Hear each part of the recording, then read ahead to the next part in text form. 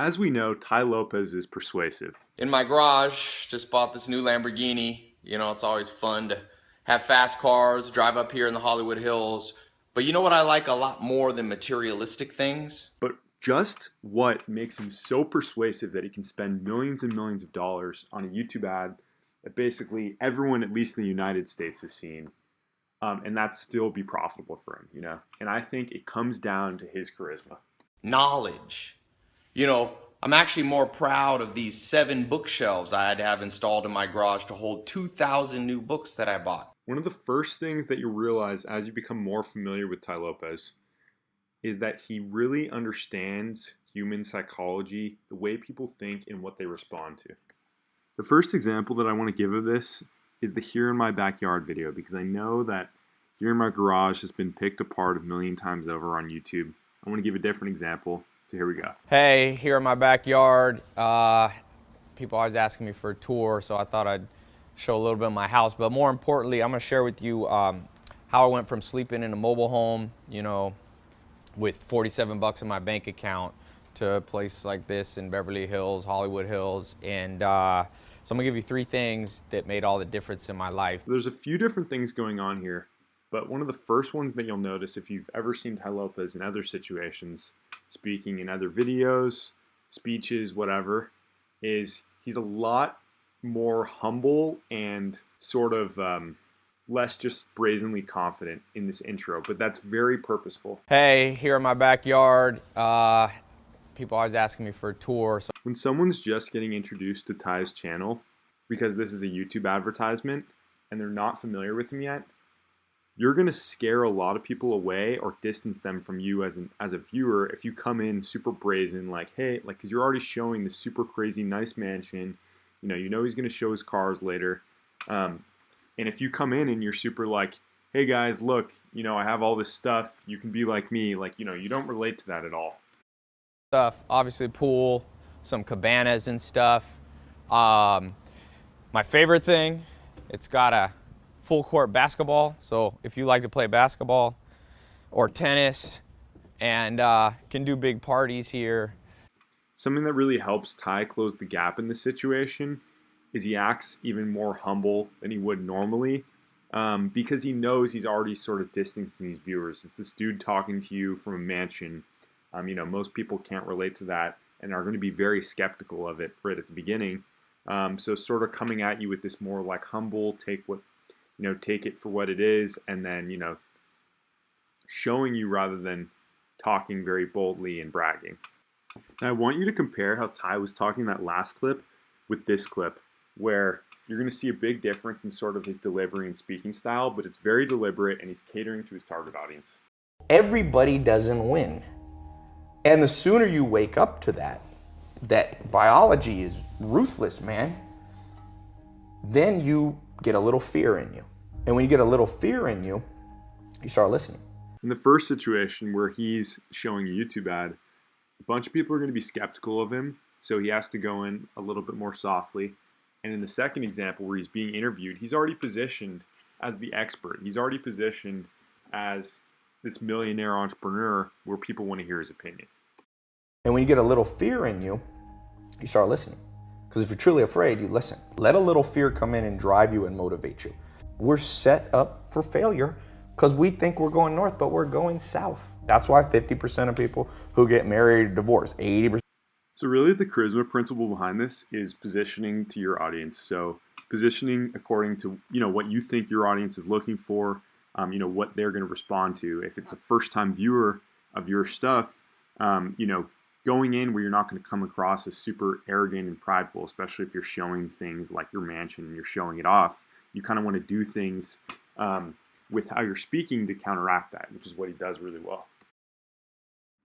So the second thing Tai Lopez does really well is he'll attach his own opinions to the opinions of people that we already know, like, and trust. So like Warren Buffett, Charlie Munger.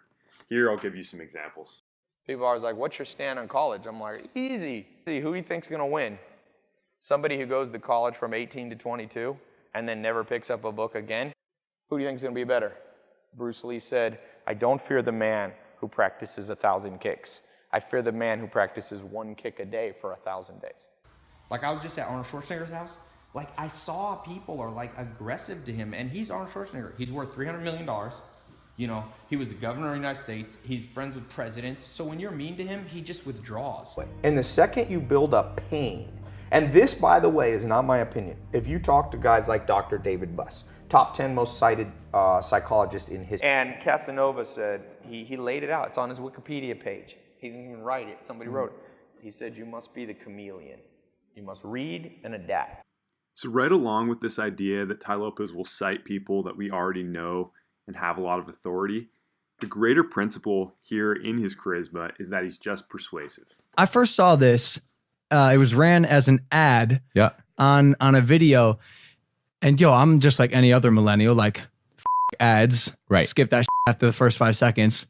But yo, for some reason, and this, I'm not just saying this, I watched the whole goddamn thing. Sucked us in. To give you some examples, he speaks with a lot of certainty. He gives facts and figures behind just opinions that he states, or if he makes an assertion, he'll back it up with evidence. Even when he's quoting other people, that is a form of evidence as well.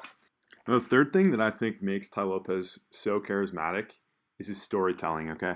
And he'll share stories as part of whatever principle he's trying to illustrate or as part of the speech that he's giving. But you know, there's a lot of science behind this, but we're much more drawn to listening to things that are embedded in stories rather than just someone just saying some facts, right? So it's like if you're able to weave in a narrative, you know, or story about someone else, an anecdote, you know, about some person in history or whatever, you know, that's going to be a lot more engaging for the listener. And this is true for a lot of people who are really charismatic. They tell stories and they're able to engage their audience really well. The second one's adaptability. Some people, even when you show them that you're right, they just don't change. I had a guy in my training program, I called the business bodyguard, and this dude, I have a top poker guy come train me once or twice a week. In that example, instead of Tai Lopez just generally saying, you know, some people, even when you show them the right answer, they just stubbornly keep doing the same thing, which, you know, carries some effect. You know, people understand that. But when you relate a personal anecdote about it, now it makes that whole principle stick in your mind and you remember, you know, why this has more credibility. High quality people are not mean. I promise you this. But if you ever finally piss them off enough, they're patient. There's an old saying, beware the wrath of a patient man. For example, right now there's a lawsuit. There was a company called because Peter Thiel is one of the most powerful businessmen in the world. He started PayPal with Elon Musk. He's a multi-billionaire VC investor. You can see in that last example, like if someone's just telling you, beware the wrath of the patient man, like, you know, it's like, okay, you know, cool quote, bro. But, you know, when it continues on, like, beware of the wrath of the patient man, and then he goes in to give an actual anecdote about Peter Thiel, basically giving Hulk Hogan money to sue Gawker magazine, you know, it basically makes that point so much more compelling, and now you're interested. You want to find out what happens next, and now you're engaged, and the speaker has even more charisma. Gawker magazine about 5 years ago wrote an article about him that outed him in a real mean way, like, guess who's gay? Well, you know what? He didn't say shit for 5 years. And then when they released a sex tape of Hulk Hogan illegally, he gave Hulk Hogan $10 million to sue them. So to break down the 3 core principles I talked about, number 1 is speak to your target audience, okay? So if you're talking about to a bunch of new viewers, make sure that you're relating to them in a way that they can understand you versus someone who already follows you, you know, or people who already like know you and want to hear your opinion. Number 2 is Tai Lopez is really good at citing credible, authoritative people, okay? People with a lot of authority in the subject. If you're not already someone who has a lot of credibility in the subject you're talking about, you're going to have a lot better chance when you cite someone who is already credible that people already know, rather than just expecting people to just, you know, accept your opinion at face value. And number 3, tell stories, tell stories. I feel like there's countless examples of people who are known as really charismatic. You know, even someone who's like the church pastor or whatever, they tell stories all the time as a means of illustrating different principles in what they're talking about. In the same way that Tai Lopez tells stories, you know, when he's illustrating a principle of be nice to people, you know, you don't want to piss off someone, you know, high level people are nice unless you really cross them, which is when he tells the Peter Thiel example. So anyway, hopefully that gave you a little bit of, you know, different insights in terms of things Tai Lopez does really well Let me know any thoughts if you want me to dig further into any of these concepts. And yeah, don't forget to hit that subscribe button if you like this. And thank you guys so much for watching. You know, guys, you can't become instantly more charismatic just within one day. But I'm putting out these videos every single week. So if you don't want to miss out, make sure you hit that subscribe button. And yeah, let me know in the comments whether you took something from this video and who else you want to see a charisma breakdown of. Thanks so much, guys.